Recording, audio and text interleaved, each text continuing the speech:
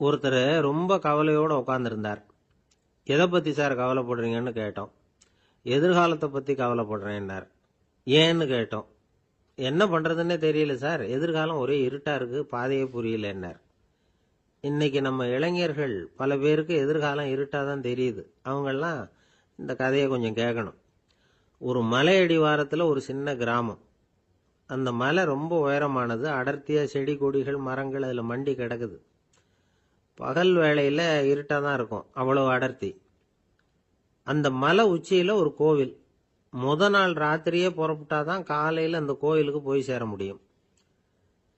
கிராமத்து இளைஞன் ஒருத்தன் அந்த மலை உச்சிக்கு போக வேண்டியிருந்தது. கையில் ஒரு விளக்கை எடுத்துக்கிட்டு நாள் ராத்திரியே புறப்பட்டான். புறப்பட்டு போனவன் கிராமத்து எல்லையிலேயே நின்றுட்டான். ஏன் தெரியுமா?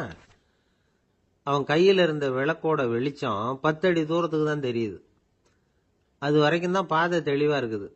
அதுக்கு அப்பால எல்லாம் ஒரே இருட்டாக இருக்குது, பாதை புரியல. இவன் யோசனை பண்ணி பார்த்தான். மனசுக்குள்ள ஒரு சந்தேகம். 10 அடி தூரம் தானே வெளிச்சம் தெரியுது, அப்படின்னா நாம் 10 அடி தூரம் தானே போக முடியும். அதுக்கும் அந்தாண்ட ஒரே இருட்டாக இருக்குதே, அதில் எப்படி நாம் நடந்து போகிறது? நாம் ரொம்ப தூரம் நடந்து போய் ஆகணுமே. அப்படிப்பட்ட நினப்பெல்லாம் அவனுக்கு வந்துட்டுது. இதுதான் அவன் மனசில் ஏற்பட்ட தயக்கம். இப்படி யோசிச்சுக்கிட்டே அந்த இளம் ஆசாமி புறப்பட்ட இடத்துலயே நின்றுகிட்டு இருக்கிறான். அந்த சமயத்தில் ஒரு வயசான பெரியவர் அந்த பக்கமாக வந்தார். அவர் கையில் இதை விட சின்னதாக ஒரு விளக்கு வச்சிருந்தார். அது எப்படின்னா, அது ஒரு 5 அடி தூரத்துக்கு தான் வெளிச்சம் காட்டுது. அவ்வளவு சின்ன விளக்கு. அவரும் மலை உச்சிக்கு போகிறதுக்காக தான் வந்துகிட்டு இருக்கிறார். அவரை பார்த்து இவன் கேட்டான், என்ன பெரியவரே, இவ்வளவு சின்ன விளக்க வச்சுக்கிட்டு அவ்வளவு தூரத்துக்கு எப்படி மலையேற போறீங்க அப்படின்னு கேட்டான். நீ ஏன் இப்படி தயங்கிட்டே நிக்கிறேன்னு கேட்டார் பெரியவர். என்கிட்ட இருக்கிற விளக்கு 10 அடி தூரத்துக்கு தான் பாதையை காட்டுதுன்னா. இப்போ பெரியவர் சொன்னார், தம்பி, உன் கையில் இருக்கிற விளக்கு கொடுக்குற வெளிச்சத்தை வச்சு நீ முதல்ல 10 அடி தூரம் முன்னாடி போ. 10வது அடியில் போய் நின்றுக்கிட்டு பாரு, மறுபடியும் ஒரு 10 அடி தூரத்துக்கு பாதை தெரியும். இப்படி உன் கையில் இருக்கிற விளக்கு தொடர்ந்து வெளிச்சம் காட்டிக்கிட்டே இருக்கும். நீ முன்னேற முன்னேற அந்த வெளிச்சமும் முன்னேறும். அதனால எத்தனை கிலோமீட்டர் தூரம் வேணும்னாலும் நீ இந்த 10 அடி தூரம் வெளிச்சத்தை வச்சுக்கிட்டே நீ போயிடலாம், புறப்படு அப்படின்னார். இப்போதான் அந்த பெரியவர் சொன்னது இளைஞனுக்கு பளிச்சுன்னு புரிஞ்சுதான். உடனே உற்சாகமாக புறப்பட்டான், உச்சிக்கு போய் சேர்ந்தான். இந்த கதையிலேருந்து நாம் புரிஞ்சுக்க வேண்டியது என்ன தெரியுமா? நீண்ட கால திட்டம் ஒன்று போடும் பொழுது நமக்கு முன்னாடி இருக்கிறத மறந்துட்டு மனசை போட்டு குழப்பிக்க கூடாது. உங்கள் கையில் என்ன இருக்கோ அதுலேயே உங்கள் எதிர்காலம் மறைஞ்சிருக்குது. கண் முன்னாடி தெரியறத வச்சு ஆரம்பிங்க, போக போக வழி தானா புலப்படும் அப்படிங்கிறார் ஒரு பெரியவர்.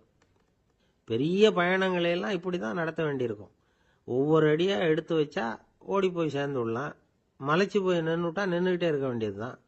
நம்ம ஆள்லாம் ரொம்ப மோசமாக இருக்கிறாங்க. ஒருத்தன் அப்படி தான் நீண்ட தூர பிரயாணம் ஒன்று புறப்பட்டான். ரயில் போய்கிட்டே இருந்தது. கொஞ்ச தூரம் போச்சு, பாதி வழியில் கையில் வச்சுருந்த டிக்கெட்டை காற்றுல விட்டுட்டான். ஐயோ, என் டிக்கெட்டு போயிட்டுதே அப்படின்னு கத்த ஆரம்பிச்சுட்டான். பக்கத்தில் இருந்த பெரியவர் அவனை பார்த்து பரிதாபப்பட்டு, கவலைப்படாத தம்பி, போனா போகுது, வேற டிக்கெட் வாங்கிக்கலாம் அப்படின்னு ஆறுதல் சொன்னார். அதுக்கு அவன் சொல்கிறான், சார், நான் அதுக்காக அழலை, அந்த டிக்கெட்டு கிடைச்சாதானே நான் எந்த ஊருக்கு போகணுங்கிறது எனக்கு தெரியும் அப்படிங்கிறான். ஒரே ஒரு ஊரில் ஒரு பாதிரியார் இருந்தார். ரொம்ப நாள் சந்தோஷமாக வாழ்ந்தார். ஒரு நாள் அவர் மடத்து சமையல் அறையில் பாத்திரங்களை கழுவி துலக்கி சுத்தப்படுத்திக்கிட்டு இருந்தார். அந்த சமயத்தில் ஒரு தேவதூதன் அவர் முன்னாடி வந்து நின்னான். இவர் நிமிர்ந்து பார்த்தார். ஆண்டவர் என்னை உங்ககிட்ட அனுப்பியிருக்கிறார், பரலோகத்தில் வாசம் செய்யறதுக்கு உங்களுக்கு நேரம் வந்துட்டுது அப்படின்னு அந்த ஆள்.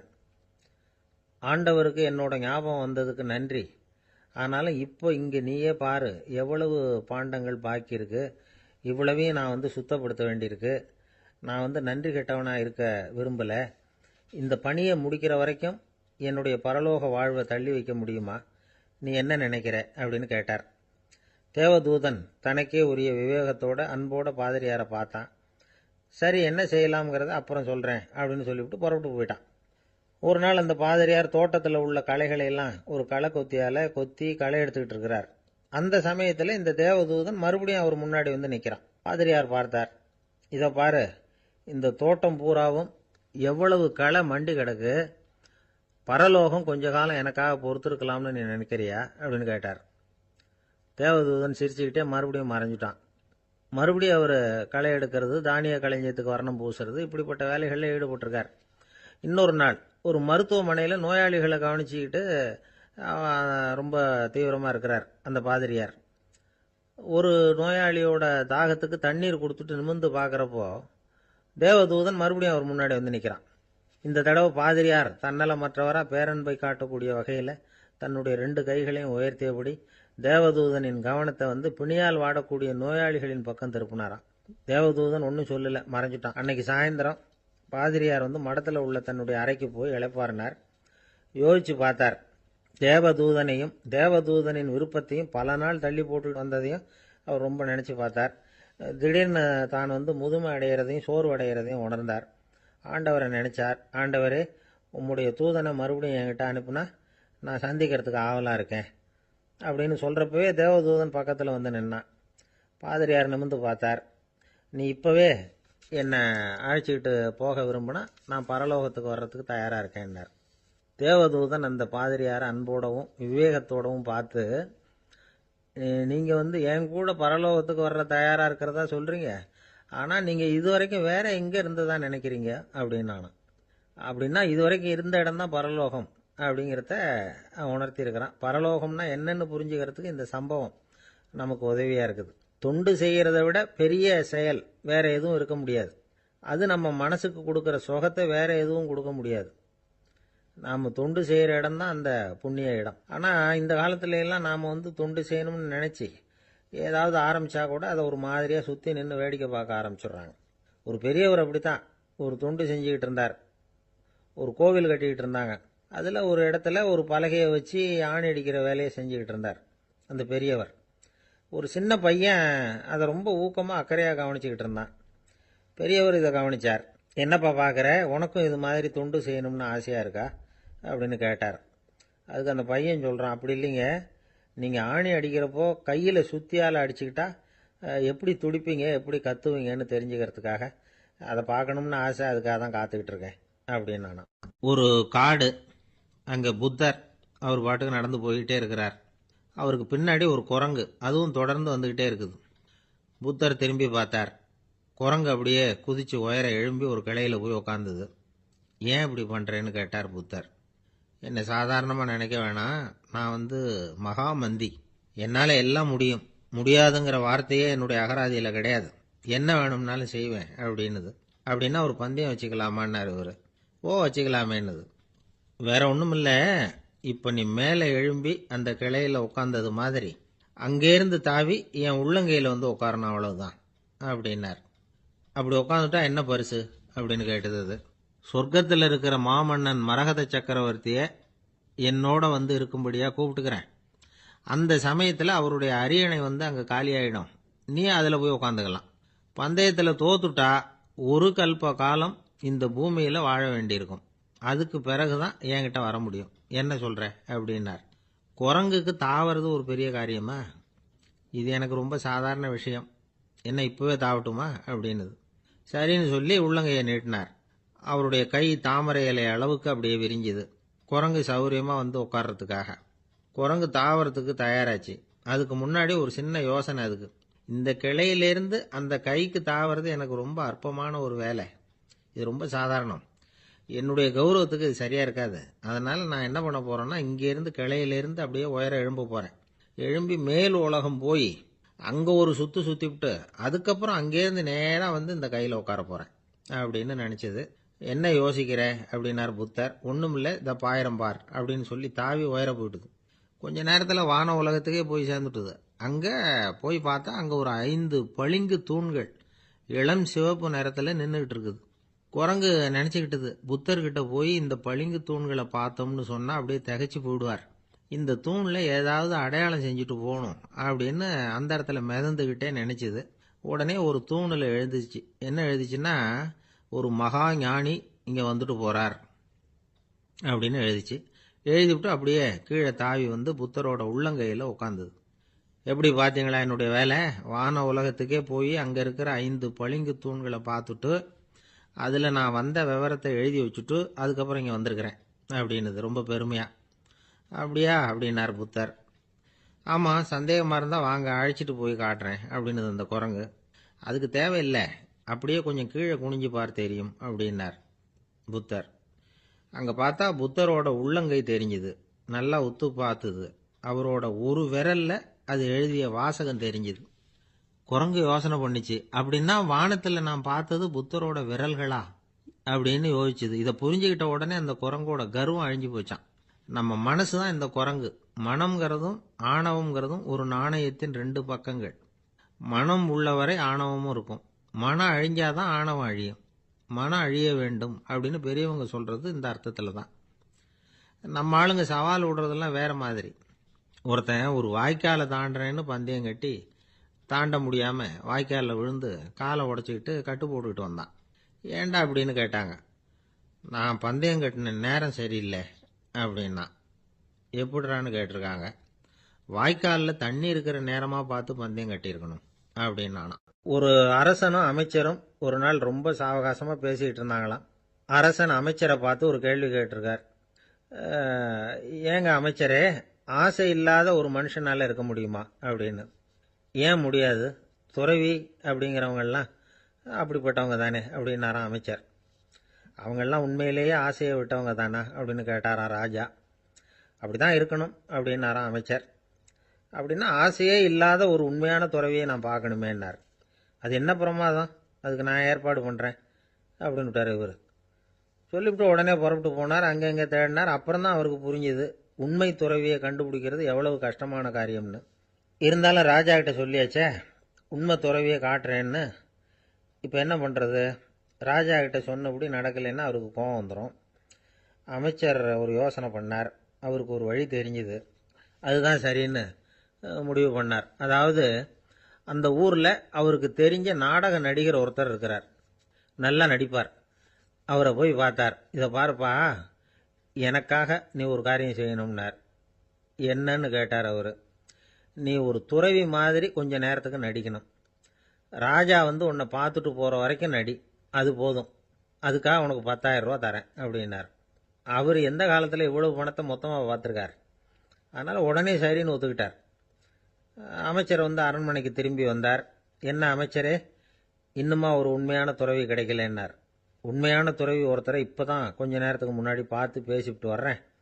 அவர் நம்ம ஊருக்கு வெளியில் குளத்தங்கரையில் உள்ள ஒரு ஆலமரத்துக்கு அடியில் உட்காந்துருக்கிறார் அப்படின்னார் இவர். அப்படின்னா உடனே புறப்படுங்க அப்படின்னார் ராஜா. பரிவாரங்களோடு புறப்பட்டார். அங்கே அந்த மரத்தடியில் அந்த ஆள் வேஷம் போட்டுக்கிட்டு துறவி மாதிரி உட்காந்துருக்கிறான். ராஜா நேராக போனார். அந்த துறவி காலில் பொத்துன்னு விழுந்து வணங்கினார். உடனே ராணியும் அவர் காலில் விழுந்தாங்க. அடுத்தபடியாக அமைச்சர் விழுந்தார். அவருக்கு தெரியும் இது நம்ம ஆள் தான்னு. இருந்தாலும் என்ன பண்ணுறது, நேரம். அப்புறம் பரிவாரங்கள்லாம் துறவி காலில் விழுந்து ஆசீர்வாதம் வாங்கிட்டாங்க. ராஜா அப்புறமா தங்கத்தட்டில் பொன்னையும் பொருளையும் வச்சு அந்த துறவிகிட்ட ரொம்ப பணிவாக நீட்டுறார். தாங்கள் தயவு பண்ணி இதை ஏற்றுக்கணும் அப்படின்னு வேண்டிக்கிட்டார். அந்த துறவி பற்றில்லாமல் அதை பார்த்தார். எல்லாத்தையும் திறந்துவிட்ட எனக்கு இதெல்லாம் எதுக்காக அப்படின்னு சொல்லி அதை மறுத்துட்டாராம். ஆஹா, உண்மையான துறவியை பார்த்துட்டோம் அப்படிங்கிற ஆனந்தம் அரசருக்கு. ரொம்ப நிம்மதியாக திருப்தியாக திரும்பி வந்தார் அரண்மனைக்கு. அதுக்கப்புறம் அமைச்சர் யாருக்கும் தெரியாமல் அந்த துறவிகிட்ட ஓடினார். சொன்ன பிரகாரம் பணத்தை நீட்டினார். இந்தப்பா, நான் உங்ககிட்ட சொன்னபடி 10,000 ரூபா பணம் எடுத்துக்கோ அப்படின்னார். அந்த ஆள் ராஜா கிட்ட சொன்னது மாதிரியே எல்லாத்தையும் திறந்துவிட்ட எனக்கு இதெல்லாம் எதுக்காக, வேணாம் அப்படின்னு விட்டாராம். நடித்த வரைக்கும் போதும்ப்பா, இனிமேல் இந்த நாடக வசனம்லாம் வேணாம், வேஷத்தை கலைச்சிரு, பணத்தை வாங்கிக்கோன்னார். இல்லைங்க, இது வேஷம் இல்லை, இது வசனமும் இல்லை, இது உண்மை. கொஞ்ச நேரம் துறவி மாதிரி நடித்ததுக்கே இந்த தேசத்து ராஜா, ராணி, அமைச்சர், பரிவாரங்கள் எல்லாம் என் காலில் விழுந்து வணங்குறாங்க. அப்படின்னா உண்மையான துறவியாக இருக்கிறது எவ்வளவு பெருமையான விஷயம். நான் உண்மையான துறவியாக ஆக போகிறேன், அப்படி முடிவும் பண்ணிட்டேன் அப்படின்னார் அந்த நடிகர். வேஷம் கூட எப்படிப்பட்ட விளைவுகளை உண்டு பண்ணுது பார்த்தீங்களா. நம்மால் ஒருத்தன் ரொம்ப வசதியாக தான் இருந்தான். ஒரு நாள் அவன் சொத்து பூரா திருட்டு போட்டுது. அதுக்கப்புறம் இவன் துறவி மாதிரி ஆயிட்டான். ஊர் ஊராக சுற்றினான். ஒரு குருநாதரை தேடி கண்டுபிடிச்சான். அவர்கிட்ட சீடனாக சேர்ந்துக்கிட்டான். அவனை பார்த்து ஒருத்தர் கேட்டார், நீ உண்மையான சீடன் தானான்னு. இல்லைங்க, சீடன் மாதிரி நடிச்சுக்கிட்டு இருக்கிறேன் அப்படின்னா. அது குரு துரோகம் இல்லையா அப்படின்னு கேட்டார் அவர். இல்லைங்க, நான் பண்ணது குரு துரோகம் இல்லை, என் குரு பண்ணது தான் துரோகம். என்னுடைய பணத்தை கொள்ளையடிச்சது இவர் தான்.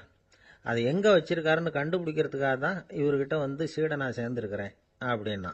இந்த உலகமே ஒரு நாடக மேடை. நாம் எல்லாரும் நடிகர்கள். இது ஞானிகள் சொல்கிறது. இது ஒரு பக்கம் இருக்கட்டும். இந்த உலகத்துக்குள்ள எத்தனையோ நாடக மேடைகள், எத்தனையோ நடிகர்கள், எத்தனையோ நாடகங்கள், இதெல்லாம் எப்படி ஆரம்பமாச்சு? அதுதான் இன்னைக்கு தகவல். அதாவது ஆதி மனிதன் பேச ஆரம்பிக்கிறதுக்கு முன்னாடி சைகையாலேயே எல்லாத்தையும் சொல்லிகிட்டு இருந்தான்.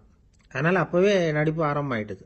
முதல்ல ஒரு வேட்டையைத்தான் அவன் நடித்து காட்டியிருப்பான். இவன் எப்படி போனான், எதிரில் மிருகம் எப்படி வந்தது, அதோடு எப்படி சண்டை போட்டான், எப்படி அடித்து கொண்டுகிட்டு வந்தான், இதை அப்படியே மற்றவங்களுக்கு நடித்து காட்டியிருப்பான். ஏன்னா மொழி கிடையாது. இந்த காலத்துலலாம் நாடகங்களில் நடிக்கிறவங்கள நடிகர்கள்ங்கிறோம். ஒரு காலத்தில் இவங்களுக்கு என்ன பேர் தெரியுமா? திஸ்பியர்கள் அப்படின்னு பேரான். இதுக்கு காரணம் உண்டு. அதாவது 2000 வருஷத்துக்கு முன்னாடி கிரீஸ் நாட்டில் திசிபியஸ் அப்படின்னு ஒரு ஆள் இருந்தான். அவன் ஒரு பெரிய நாடக கலைஞன். அவன் சில இளைஞர்களை சேர்த்துக்கிட்டான், பயிற்சி கொடுத்தான், நாடக குழுவை உருவாக்கினான். நடிகர்களையும் நாடகத்துக்கு தேவையான பொருள்களையும் ஏற்றிக்கிட்டு போகிறதுக்கு ஒரு வண்டியையும் தயார் பண்ணான். அந்த வண்டியிலேயே அவன் கிரேக்க நாடு பூராவும் சுற்றினான். ஊர் ஊராக நாடகம் போட்டான். ஒரு ஊருக்கு போனதும் அங்கே நாடகம் நடத்த தியேட்டர் இருக்கா அப்படிங்கன்னெல்லாம் பார்க்கறதில்ல அவன். ஏன்னா அப்போலாம் தியேட்டர்னா என்னென்னு தெரியாது. நாடகம்னா அது ஒரு மூடிய கொட்டைக்குள்ளே தான் நடத்தணுங்கிறது அப்போ யாருக்குமே தோணலை. இந்த வண்டி போகும், அதுவே ஒரு பகுதி அப்படியே ஒரு மேடை மாதிரி விரிச்சிக்கும். அதில் ஏறி நின்றுக்கிட்டு நாடகத்தை நடித்து காட்டுவாங்களாம். மக்கள்லாம் எதிரில் தரையில் உட்காந்து அதை பார்த்துக்கிட்டு இருக்கிறது.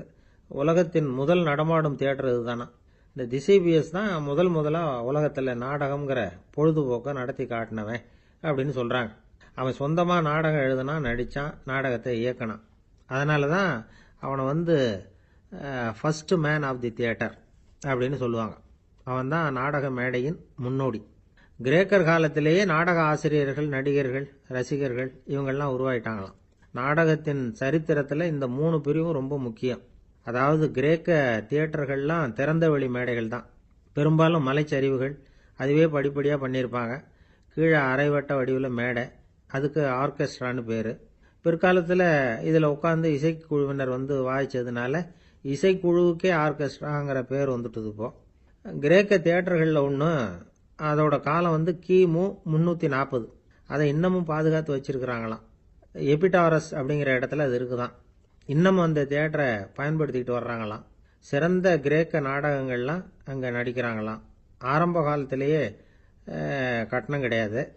அப்புறம் பின்னாடி தான் நுழைவு கட்டணம்லாம் அப்படியே வந்துட்டு தான்.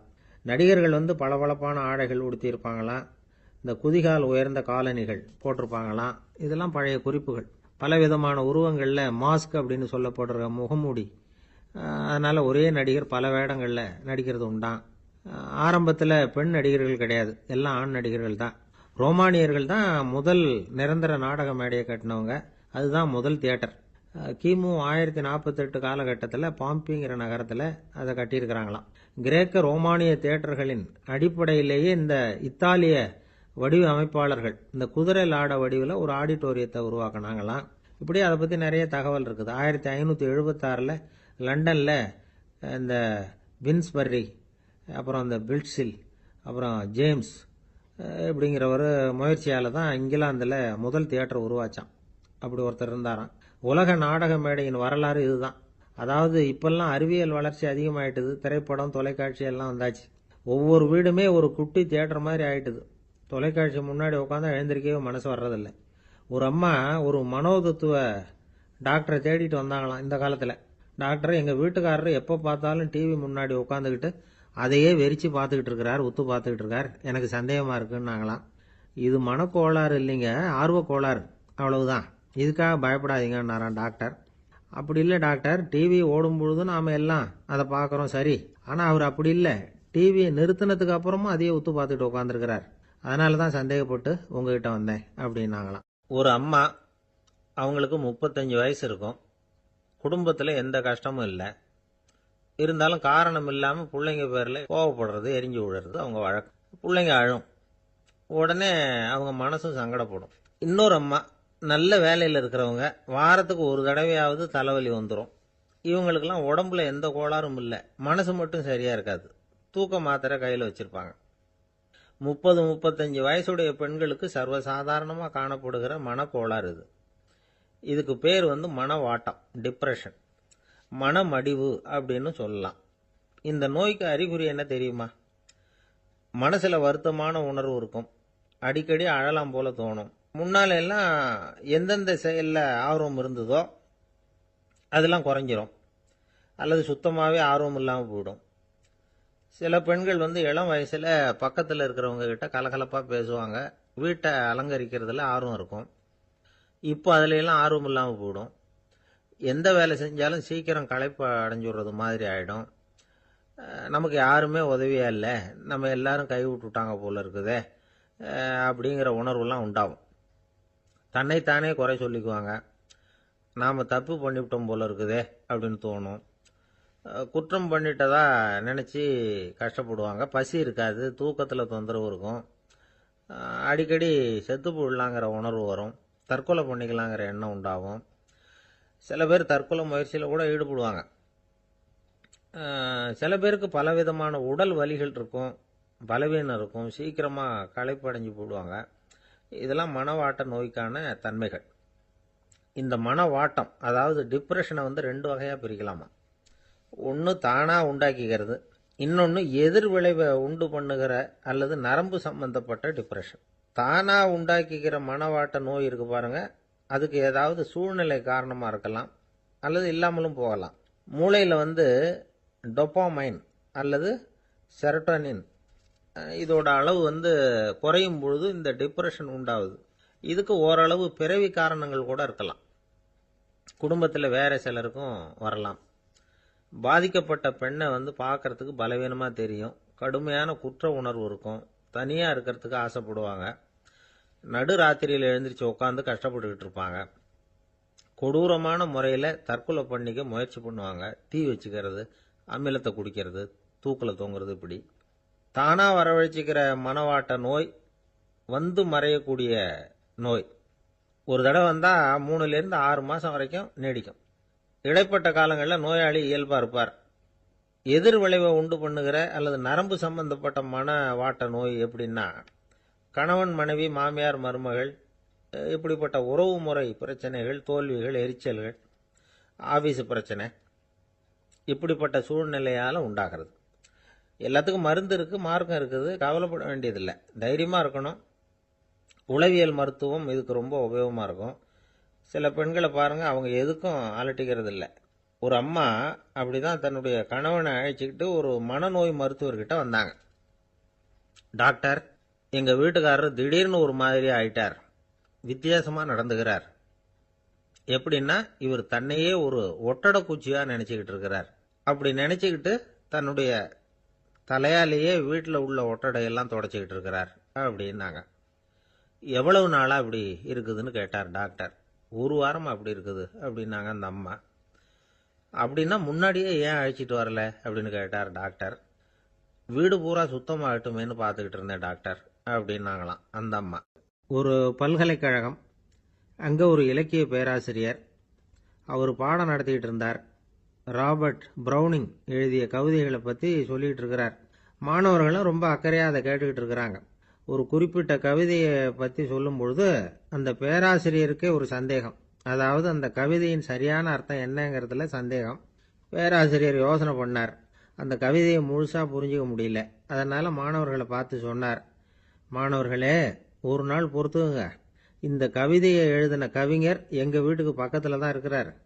இன்னைக்கு சாயந்தரம் நான் அவரை நேரிலேயே போய் பார்க்குறேன், பார்த்து இதுக்கு என்னங்க அர்த்தம்னு கேட்டுட்டு வந்துடுறேன், அதுக்கப்புறம் உங்ககிட்ட சொல்கிறேன் அப்படின்னாராம். அன்னைக்கு சாயந்தரமே அந்த பேராசிரியர் கவிஞரை தேடிக்கிட்டு போயிட்டார். கவிஞர் அவங்க வீட்டில் அவர் பாட்டு உட்காந்துருந்தாராம்.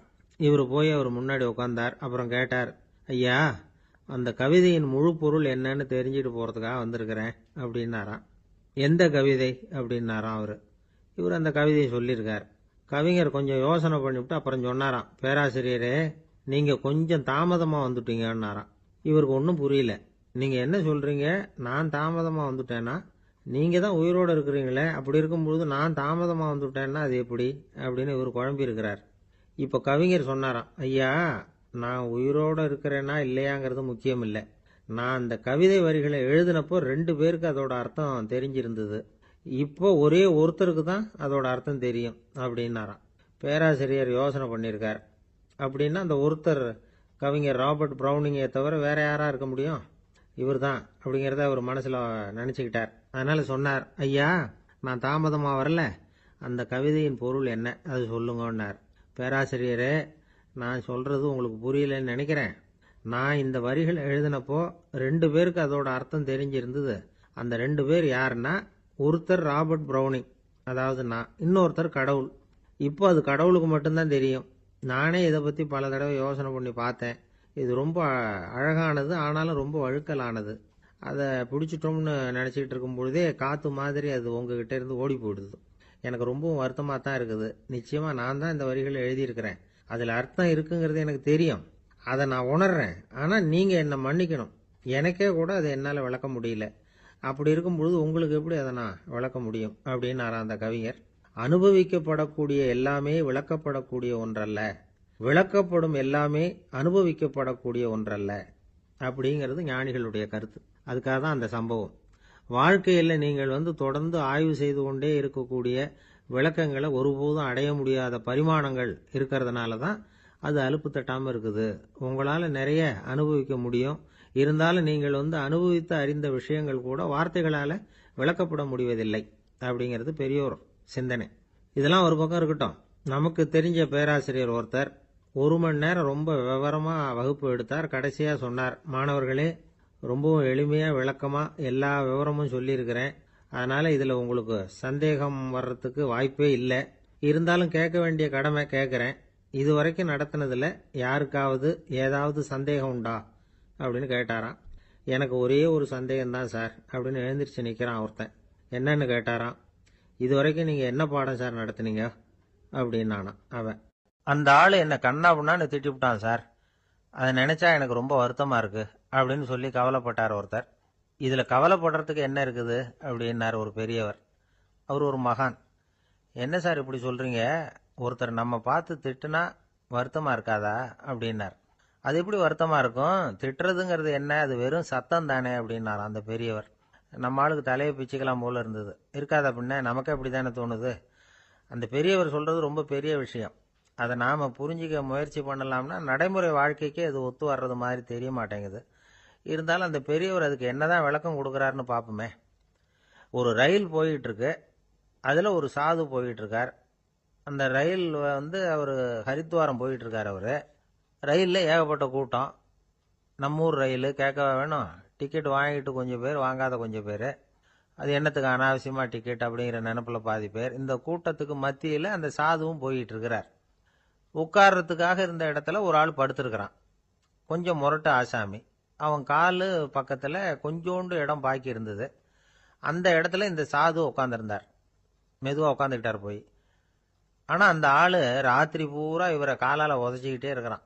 அது இவருக்கு ரொம்ப அவமானமா பட்டுது. அதனால துக்கம் ஏற்பட்டது. இருந்தாலும் அதை ஒரு மாதிரியா சகிச்சுக்கிட்டே இவர் சேர்ந்தார். பொழுது விடிஞ்சது. அந்த சாது ஹரித்வார் சேர்ந்தார். அங்க ஒரு பெரிய ஞானியை சந்திச்சார். ராத்திரி ரயில்ல அந்த ஆள் உதைச்சதையும் அதனால தனக்கு ஏற்பட்ட துக்கத்தையும் இந்த சாது அந்த ஞானிகிட்ட சொன்னார். சொல்லிவிட்டு, ஏன் சுவாமி, எனக்கு துக்கம் ஏற்பட்டதே, அது தப்பா அப்படின்னு கேட்டார். தவறுதான் அந்த ஞானி. உனக்கு இன்னமும் தேக அபிமானம் போகலைங்கிறது தான் அது காட்டுது. அஷ்டாவக்கிரர் என்ன சொல்றார் தெரியுமா?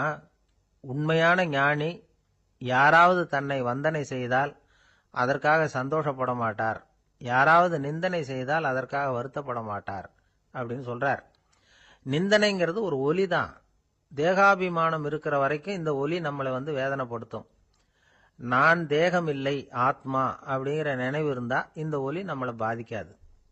மனு என்ன சொல்றார் தெரியுமா? ஒரு சாதகன் பாராட்டுதலை விஷம்னு நினைச்சு பயப்படணும், அவமானத்தை அமிர்தம்னு நினைச்சு சந்தோஷப்படணுங்கிறார். அவமானப்பட்டா கவலைப்படாம எப்படி இருக்க முடியும் அப்படின்னு தான் நமக்கு தோணும். அதனாலதான் நம்மள யாரும் இதுக்கு உதாரணமா யாரையும் காட்ட முடியல. புத்தரையும் கபீரையும் உதாரணமா காட்டுறாங்க. அவங்களுக்கெல்லாம் அவமானம் ஏற்பட்டப்போ கவலையே படலையாம். புத்தரை அவமானப்படுத்தணுங்கிறதுக்காக கௌசாம்பி ராணி ஒரு இளம் பெண்ணை கொலை பண்ணி சடலத்தை புத்தர் குடிசைக்கு முன்னாடி போட சொன்னார். போட்டாங்க.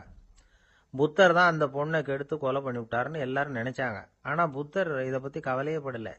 அப்புறமா உண்மை தெரிஞ்சதும் புத்தர் புகழ் இன்னும் அதிகமாயிட்டுது. ஒரு பெரிய சபையில ஒரு மோசமான பொண்ணு நுழைஞ்சு தனக்கும் கபீருக்கும் சம்பந்தம் உண்டுன்னு சொன்னா. கபீர் கவலைப்படல. அவங்க மாதிரியெல்லாம் நாமளும் இருக்க கத்துக்கணும். நிந்தனை, அபகீர்த்தி, அவமானம் எல்லாம் ஆண்டவன் கொடுக்கிற பிரசாதம்னு நினைக்கணும் அப்படின்னு சொல்றார் அந்த ஞானி. இதை கேட்ட இந்த காலத்து ஆசாமி ஒருத்தர், நான் கூட அப்படிதான் சார், யாராவது அவமானப்படுத்தினா கவலைப்பட மாட்டேன். நேத்து கூட ஒருத்தர் என்ன பலார்னு அரைஞ்சுட்டார், நான் கொஞ்சம் கூட கவலைப்படல, பேசாம வந்துட்டேன்னார். ஏன் அப்படி வந்துட்டீங்க அப்படின்னு. அவர் அரைஞ்சதுலேயும் ஒரு அர்த்தம் இருந்தது, அதனால தான் அப்படி வந்துட்டேன்னார். ஏன் அரைஞ்சாருன்னு கேட்டேன். 10 வருஷத்துக்கு முன்னாடி 15 ரூபா அவர்கிட்ட கடன் வாங்கினேன், அதை கேட்டு கேட்டு பார்த்துட்டு கடைசியாக தான் அரைஞ்சார் அப்படின்னார். ஆண்டவனுடைய பிரசாதம் இவருக்கு அடிக்கடி கிடைக்கும் போல இருக்கு. ஒருத்தர் சிகரெட்டும் கையுமா வந்தார். சார், இந்த புகைப்பிடிக்கிற பழக்கத்தை நிறுத்தி போடணும்னு தான் பார்க்கறேன், முடியலன்னார். புகைப்பிடிக்கிறத நிறுத்துறது ரொம்ப சுலபம் சார் அப்படின்னார் இன்னொருத்தர். எப்படி சொல்றீங்கன்னு கேட்டார் அவர். நான் கூட ஏற்கனவே 10 தடவை அந்த பழக்கத்தை நிறுத்தி இருக்கிறேன் சார் அப்படின்னார் இவர். இதுல இருந்து என்ன தெரியுது? புகைப்பழக்கத்தை திடீர்னு விட்டு விடுறதுங்கிறது ரொம்ப கஷ்டம்னு தெரியுது. இருந்தாலும் இது சம்பந்தமான ஆராய்ச்சி, அனுபவம், இது ரெண்டையும் அடிப்படையா வச்சு சில வழிமுறைகளை சொல்றாங்க. அதாவது புகைப்பிடிக்கிறத நிறுத்துறதுக்கு 10 வழிகள் உண்டு அப்படின்னு சொல்றாங்க. அது என்னங்கிறத தெரிஞ்சுக்கிட்டா உபயோகப்படுதான்னு பார்க்கலாமே. முதல் கருத்து என்னன்னா, கொஞ்ச நாளைக்கு புகைப்பிடிக்கிற நண்பர்களை விட்டு விலகி இருக்கணும். இதனால புகைப்பிடிக்கிற ஆசை குறையும். அந்த பழக்கத்தை மறுபடியும் ஆரம்பிக்கப்படாதுங்கிற எண்ணம் உறுதிப்படும். ரெண்டாவது கருத்து, புகைப்பிடிக்கிறதை எதிர்த்து தீவிரமா பிரச்சாரம் செய்ய ஆரம்பிச்சிடணும். அது அடுத்தவங்களுக்கும் உபயோகப்படும், உங்களுக்கும் உபயோகப்படும். உங்க உள்ளுணர்வை அது தூண்டும், உங்களை உறுதி கொள்ள வைக்கும். மூன்றாவது கருத்து என்னன்னா, தினமும் 2 தடவை குளிக்கணும். எப்படி தெரியுமா? முதல்ல வெது வெதுப்பான தண்ணீர், அப்புறம் குளிர்ந்த தண்ணீர், இப்படி மாறி மாறி குளிக்கணுமா. நாலாவது கருத்து, உடற்பயிற்சிகள் செய்யணும். மூச்சு வாங்குற மாதிரியான பயிற்சிகள் ரொம்ப நல்லதான். பிராணாயாமம் அப்படிங்கிற மூச்சு பயிற்சி ரொம்ப நல்லதுங்கிறாங்க. அப்புறம் ஐந்தாவது கருத்து, சாப்பாடு மிதமா இருக்கணும், சீரா இருக்கணும். பச்சை காய்கறிகள், பழங்கள் சாப்பாட்டில் சேர்த்துக்கலாம். அடிக்கடி கொஞ்சம் கொஞ்சமாக சாப்பிட்டு ரத்தத்தில் சர்க்கரையின் அளவை பராமரிக்கணும். இது நரம்புகளை அமைதிப்படுத்தும். ஆறாவது கருத்து என்னன்னா, ரொம்ப நேரம் பசியோடு இருக்கக்கூடாது. புகைப்பிடிக்கிறத நிறுத்த முயற்சி செய்யும் பொழுது எடை குறைப்பு நடவடிக்கைகளை மேற்கொள்ளக்கூடாது.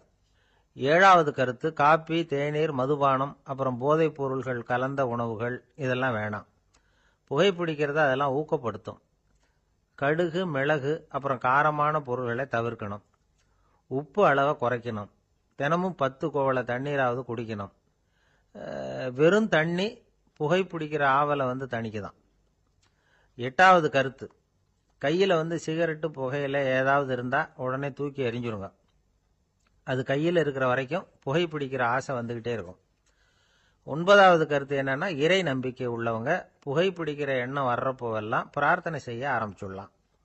10வது கருத்து, உங்களுக்கு ரொம்பவும் வேண்டியவங்க யாரோ அவங்க கிட்ட எல்லாம் நீங்க புகைப்பிடிக்கிறத நிறுத்தி விட்டதா சொல்லிவிடுங்க. இந்த 10 வழிகளையும் கடைபிடிக்க ஆரம்பிச்சுட்டா புகைப்பிடிக்கும் பழக்கத்தை நிறுத்தி விடலாம் அப்படின்னு சொல்றாங்க அனுபவப்பட்டவங்க. முயற்சி பண்ணி பார்க்கலாம். ஒரு முக்கியமான இடத்துல நின்றுகிட்டு இருந்தார் ஒருத்தர். அங்க இன்னொருத்தர், ஏன் சார் இந்த இடத்துல சிகரெட் பிடிக்கலாமா அப்படின்னு அனுமதி கேட்டார். இந்த இடத்துல சிகரெட் பிடிக்க கூடாதுங்க அப்படின்னாரு இவர். நீங்க இப்படி சொல்றீங்க, ஆனா இந்த இடத்துல கீழே நிறைய சிகரெட் துண்டுகள் கிடக்குதே, அவங்கெல்லாம் யாரு? அவங்கெல்லாம் உங்க மாதிரி என்கிட்ட அனுமதி கேட்காதவங்க அப்படின்னாராம் இவர். என்னுடைய நண்பர் ஒருத்தர், அவருக்கு ஜாதகத்துல நம்பிக்கை உண்டு. அவரே ஜோசியம்லாம் பார்ப்பார். என்ன சார் இந்த காலத்துல இதையெல்லாம் நம்பிக்கிட்டு இருக்கீங்களேன்னு கேட்டா, உங்களுக்கு ஒன்றும் தெரியாது சார், இந்த உலகத்துல ஒவ்வொருத்தரும் அவங்கவுங்க செய்யற நல்லது கெட்டதுக்கு தகுந்த பலனை அனுபவிச்சே தீரணும் பார். அது மட்டும் இல்ல, ஒருத்தன் செத்துட்டா கூட அவன் செஞ்ச பாவ புண்ணியங்கள் கூடவே போயிட்டு இருக்கோம் பார். அது எப்படி கூட போகும் அப்படின்னு குதர்க்கமா கேட்டா, அதுக்கு அவர் ஒரு கதை சொன்னார். அது ரொம்ப சுவாரஸ்யமா இருந்தது. ஒரு ஊர்ல ஒருத்தர் இருந்தாராம். அவர் ஜோசியம் பார்க்கறதுல ரொம்ப கெட்டிக்காரரு. ஒருத்தருடைய தலைமுடியை மட்டும் அவர்கிட்ட காட்டினா போதும், அதை மட்டும் பார்த்துட்டு அவருடைய ஜாதகத்தையே சொல்லிவிடுவாராம். அப்பேற்பட்ட திறமை. அந்த ஆள் ஒரு சமயம் கன்னியாகுமரி கடற்கரைக்கு போயிருந்திருக்கிறார். அங்கே கரை ஓரமாக ஒரு மண்டை ஓடு கிடந்திருக்கு. அதை எடுத்து பார்த்துருக்கிறார். அந்த மண்டை ஓட்டை வச்சுக்கிட்டே அதோட ஜாதகத்தை அலசியிருக்கிறார். இந்த மண்டை ஓட்டுக்கு உரிய ஆசாமி வாழ்க்கையில் ரொம்ப கஷ்டப்பட்டுருக்கிறான், நிறைய கஷ்டத்தை அனுபவிச்சிருக்கிறான், அது தாங்க முடியாம தான் கடல்ல விழுந்து தற்கொலை பண்ணிட்டு இருக்கான் அப்படிங்கிறத அவர் கணிச்சுட்டார். இருந்தாலும் இந்த மண்டை ஓடு இன்னமும் அனுபவிக்க வேண்டியது பாக்கி இருக்கு அப்படிங்கிறதையும் அவர் உணர்றார். அது சரி, ஒருத்த உயிரோட இருக்கிற வரைக்கும் தானே நல்லது கெட்டதை அனுபவிக்க முடியும். செத்ததுக்கு அப்புறமும் பாக்கி இருக்குன்னா அதை எப்படி அனுபவிக்கிறது? இந்த மண்டை ஓட்டுக்கு இன்னும் கொஞ்சம் பாக்கி இருக்கு அப்படிங்கிறது அவருக்கு புரிஞ்சதே தவிர அதோட அர்த்தம் என்னங்கிறது அவருக்கு சரியா விளங்கல. சரி, இதை இன்னும் கொஞ்சம் விவரமா ஆராய்ச்சி பண்ணி பார்ப்போம் அப்படின்னு நினைச்சுக்கிட்டு அதை தன்னுடைய வீட்டுக்கு எடுத்துட்டு போயிட்டார். அந்த மண்டை ஓட்டை ஒரு பொட்டியில் வச்சு பூட்டினார். தன்னுடைய தனி அறையில் அதை பத்திரமா வச்சுக்கிட்டார். தினமும் ராத்திரி ஆனதும் தன்னுடைய மனைவியை பார்த்து, நீ போய் பூஜை அறையில் தனியாக படுத்துக்கோ அப்படின்னு சொல்லிவிட்டு இவர் ராத்திரி 12 மணிக்கு பொட்டியை திறந்து அதை பார்ப்பார். மண்டை ஓடு அப்படியே இருந்ததே தவிர இன்னும் கொஞ்சம் பாக்கி இருக்குங்கிறதுக்கு அர்த்தம் அவருக்கு விளங்கலை. அந்த மண்டை ஓட்டுக்கு இன்னும் என்ன பாக்கி இருக்க போகுது? இப்படியே ஒரு 10 நாள் போச்சு. அந்த வீட்டம்மாவுக்கு சந்தேகம் வந்துட்டுது. நம்ம வீட்டுக்காரர் நம்மளை தனியாக ஏன் தூங்க சொல்கிறார் அப்படிங்கிற சந்தேகம். உடனே பக்கத்து வீட்டு அம்மா கிட்ட விஷயத்த சொல்லியிருக்கிறாங்க. அந்த அம்மா உடனே, நீ கவலைப்படாத, நான் கண்டுபிடிச்சி சொல்கிறேன்னு சொல்லிவிட்டாங்களாம். அன்னைக்கு ராத்திரியே ஜன்னல் வழியாக எட்டி பார்த்துருக்குறாங்க.